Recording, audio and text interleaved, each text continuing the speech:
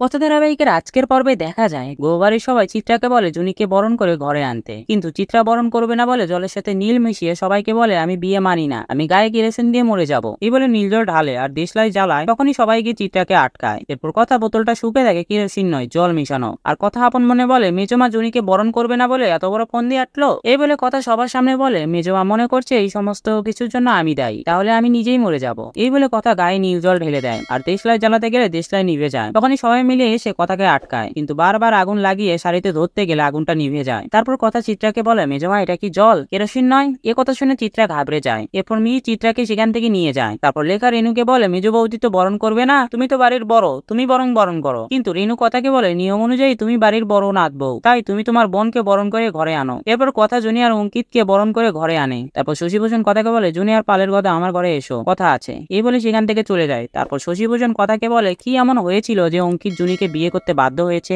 এরপর কথা শশীভূষণকে সমস্ত ঘটনা খুলে বলে। তারপর রেনু অঙ্কিতকে বলে আমরা তো সবাই জানি তুমি মাথা ঠান্ডা ছেলে, তুমি তো আরো অনেক ভাবে জনি দিদি ভাইকে বাঁচাতে পারতে, কিন্তু তা না করে বিয়েটা কেন করলে। এই একই কথা শশীভূষণ অঙ্কিতকে জিজ্ঞেস করলে অঙ্কিত জুনিকে যে ভালোবাসে সেটা সবার সামনে বলতে পারে না, তার উল্টো সবাইকে বলে আমার মনে হয় যে জুনি এই বাড়িতে ভালো থাকবে। তো বন্ধুরা, ভিডিওটি কেমন লাগলো কমেন্ট করে জানাও, আর এমন গসিপসে আপডেট পেতে আমাদের চ্যানেলটি সাবস্ক্রাইব করুন।